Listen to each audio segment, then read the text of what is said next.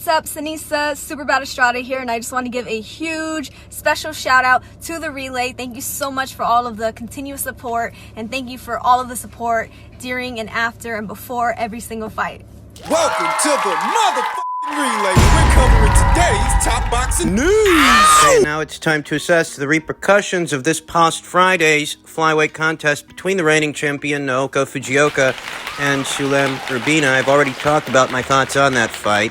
Moving forward, this past weekend's contest will reflect in the women's pound-for-pound rank standings, as this successful defense of the WBA title will allow Naoko to be reintegrated into the Ring IQ pound-for-pound list, it being that she was there, but she lost her spot due to inactivity. All the other fighters around her, they were fighting, whereas Naoko was missing in action. But with this successful title defense, which is part of the scoring criteria for the Ring IQ pound-for-pound list, this will Naoko to be reintegrated into the list based on all of her career accomplishments thus far. Expect her and Hannah Gabriels to reemerge. It's more a question of where rather than when. She's a 5-division champion. How could she not be on the list? I am gutted for Sulem Urbina. I really wanted to see her pick up that title. I really wanted that for her. But I guess that I underestimated Naoko Fujioka's resolve. I underestimated her due to age, due to inactivity, and I don't think I was being presumptuous. I don't. It had been roughly 2 years since Naoko Fujioka had a fight when she drew with Tenkai Tsunami in July of 2019.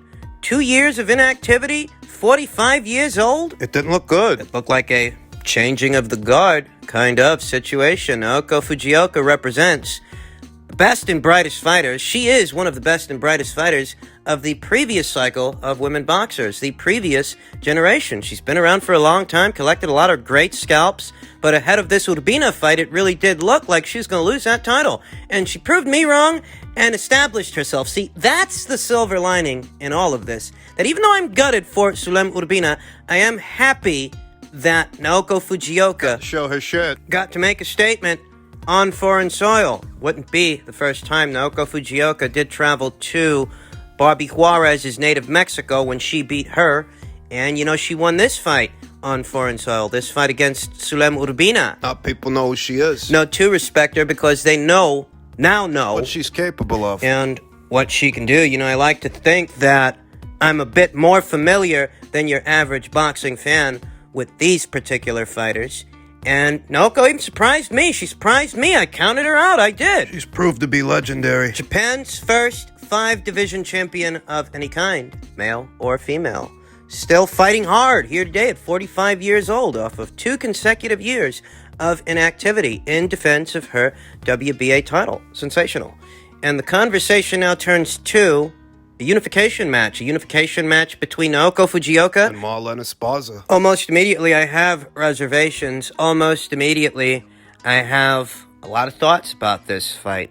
I'm going to be honest with you. I'm not completely convinced that Marlene did enough to beat Beth Zamora Silva for the WBC title at this weight. In fact, I'm not alone. A lot of people don't think that Marlene did enough to win that fight, that, perhaps the judges were a little generous with her. And that was expected. That much I anticipated. I did pick Marlene Esparza to win on points rather politically. And in some ways that's what happened. But with Naoko, we saw that Naoko was able to gain momentum as the fight progressed. As the fight progressed with Urbina, several years younger than Naoko Fujioka, we saw that Naoko's gas tank held up. She was able to maintain the pace as the fight progressed, being the busier puncher. I'd wager that Naoko Fujioka packs more of a wallop than Marlene Esparza does. Marlene's got her virtues, but power is not one of them, and neither is durability. Remember, she got dropped in that very first round against Beth Zamora Silva. Marlene has a tendency to fade down the stretch as well. Marlene Esparza is more finesse than ferocity. She's not an artillery girl. Oh, she can put some punches together, a salvo or two, but she's not the most heavy-handed fighter, and characteristically, her strength really is her boxing, not her banging. She's defensively sound. Well-schooled, can move and punch, but she has deficiencies. She has drawbacks. She's not the biggest puncher. She doesn't have the best gas tank. And against Naoko Fujioka, she'd be facing a far more experienced fighter than herself, whose gas tank will hold up as the fight progresses. Will hold up into the championship rounds. You know, ahead of that Ibeth Zamora Silva fight, I anticipated that Ibeth's gas tank and her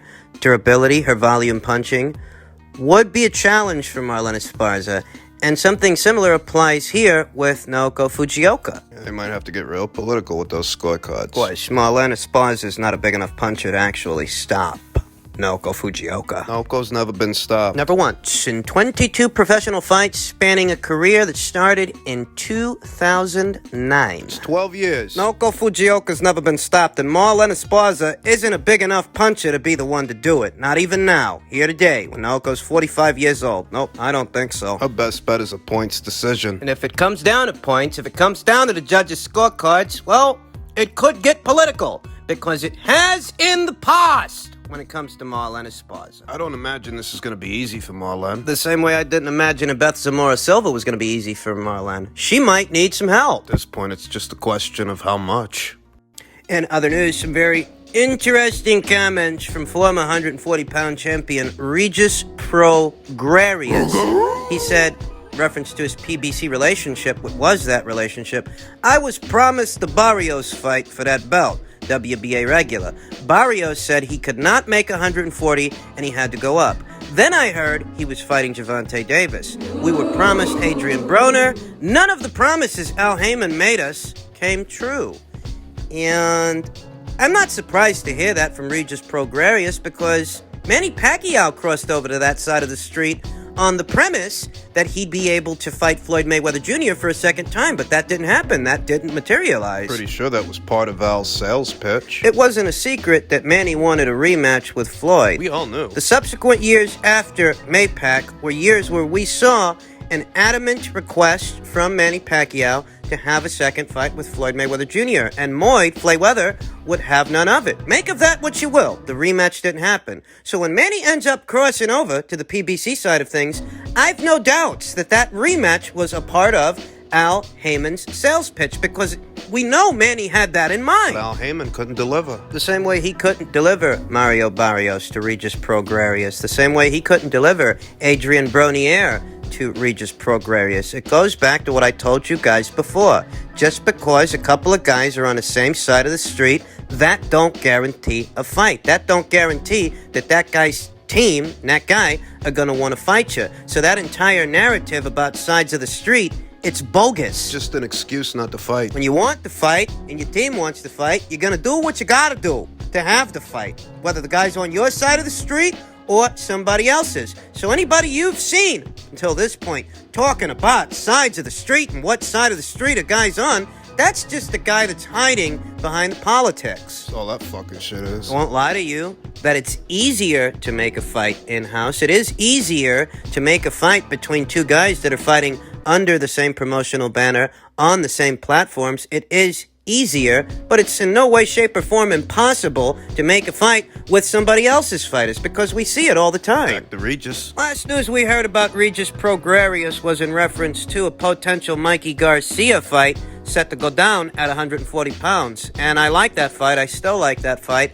I think that both Mikey and Regis Prograis, depending on what happens in that fight, stand a very good chance of becoming world champions yet again at 140 pounds. Moreover, I like both of these fighters here and now at 140 more than I like them at 147. This is supposed to go down on DAZN. On the Matchroom DAZN side of things, not the Fox PBC or Showtime PBC side of things, as DAZN has the kind of finances that can afford to pay Mikey the way he wants to get paid, and Regis Prograis. They've got the budget. Fox and Showtime don't. Fox and Showtime ain't gonna put up no $6-7 million for a Jesse Vargas fight, for example, the way that DAZN did in February of last year. No way. In order to get this same fight, with these two same fighters on either Fox or Showtime, what Fox or Showtime would likely do is put the fight on pay-per-view in order to get Mikey Garcia that $7 million. And Regis, whatever it is Regis is getting, is supposed to be getting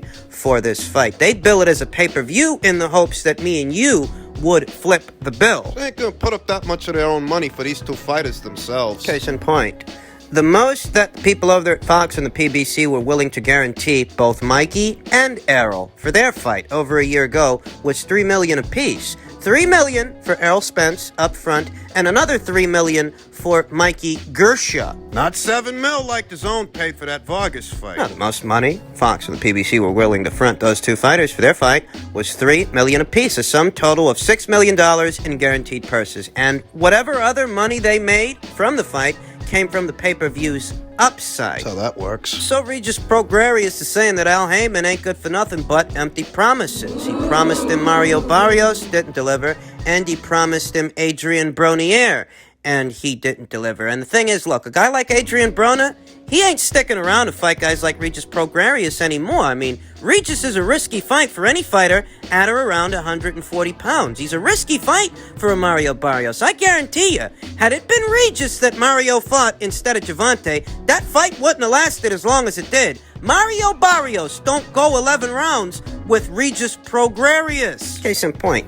When Ivan Redkach fought Danny Garcia at 147 pounds, Danny won, but the fight went the distance. Ivan finished the fight on his feet.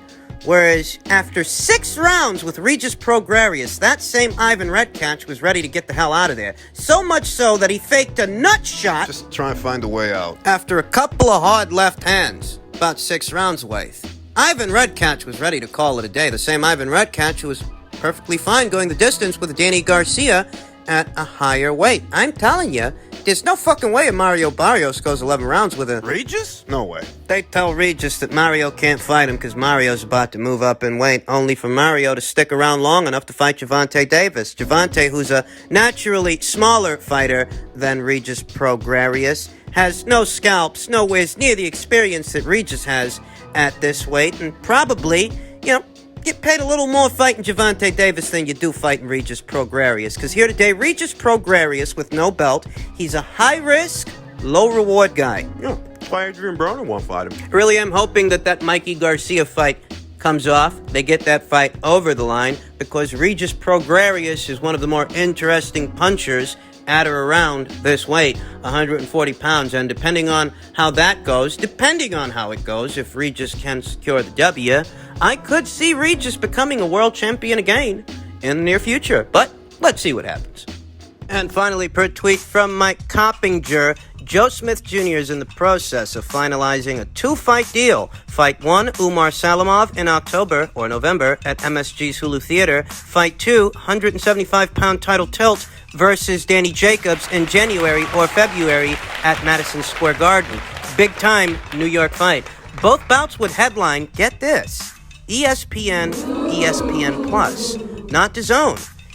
Originally, the feeling was that there's a big cash offer from Matchroom to Joe Smith Jr. to take on Danny Jacobs. And based on that, our perception of it was that a fight between Joe and Danny would take place on the Matchroom DAZN side of things. But based on this, that fight is being planned for ESPN Plus. Shocking. I guess that Top Rank was interested enough in that Danny Jacobs fight that they're deciding to put it on themselves. They will pay for it.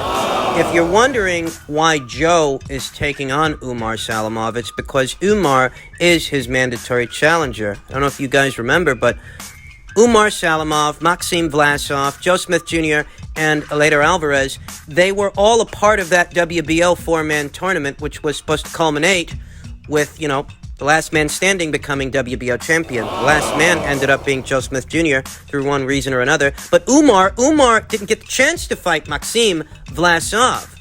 So now Umar's going to get his chance at the glory. That's how you can explain that. Umar is Joe's mandatory challenger. And after that, rather than that unification match with Artur Beterbiev early next year, the plan is for Joe to take on Danny. Well, Danny's a more familiar face. Even though Artur is the bigger scalp at 175 pounds, even though Artur is the only unified champion at this weight, I'm guessing that the Joe Smith Jr. people are looking at the situation as, even though Artur's got the remaining belts that we might want later on down the line, Danny is actually the more recognizable guy and the bigger name in some ways, as he has been involved in bigger fights. A fight with Gennady Golovkin, a fight with Canelo Alvarez. As Mike Coppinger so adequately put it, that's a big-time New York fight. Brooklyn versus Strong Island. The Joe Smith Jr. people ain't dumb. They know that there are big risks associated with a Artur Beterbiev unification match, because at this point, that's what that would be.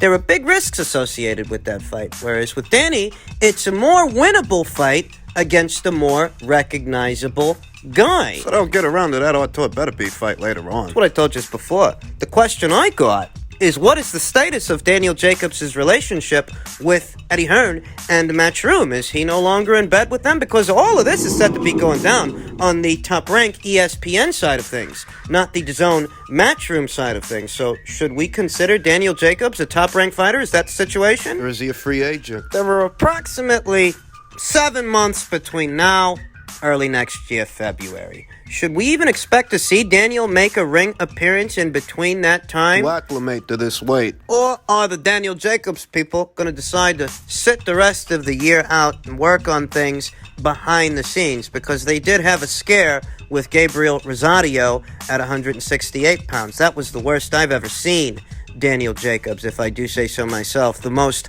uninspired performance I've ever seen from him. I mean, he's looked better in defeat than he did in victory, quote-unquote, against Gabriel Rosario. So maybe they do sit the rest of the year out. Because at this weight, they've got to tread carefully. There are banana skins all over the place. I don't know, maybe that's what Danny Jacobs and Andre Rosier, his longtime trainer, who he has since reunited with after having parted ways, maybe that's what they decide to do, because they know that Daniel Jacobs, capable boxer that he might be, some ways very accomplished, he's a lot smaller than a lot of these other guys running around at 175. And you don't want to go biting off more than you can chew en route to Big Joe Smith Jr. Things having happened the way they're happening with these two guys, I say Artur Beterbiev, if he wants to unify with another world champion that's out there, Dmitry Bivol ain't got a dance partner. Maybe you should give him and Eddie a call. If you want to unify. You know, earlier today I passed by an article referencing how Artur Beterbiev is waiting for terms to be agreed for a Joe Smith Jr. fight, but this news blows that news out of the water. Joe Smith Jr. is going to be doing other things from now up until early next year. So if Artur can't get Joe in the ring right now because he's busy, Artur ought to look to fight his countryman, Dmitry Bivol. I don't see why that can't happen. I've been waiting for that fight for a long time. Let me tell you something. Because Dmitry, several years younger than Artur, because Dmitry is characteristically more mobile, more of a stick and move, use your legs, use the ring kind of guy, I think it actually behooves Artur to jump on that opportunity before he gets any older, because he damn sure ain't getting any younger. The sooner he gets Dmitry in the ring, the better. The longer the fight takes to make, the more it favors the younger guy.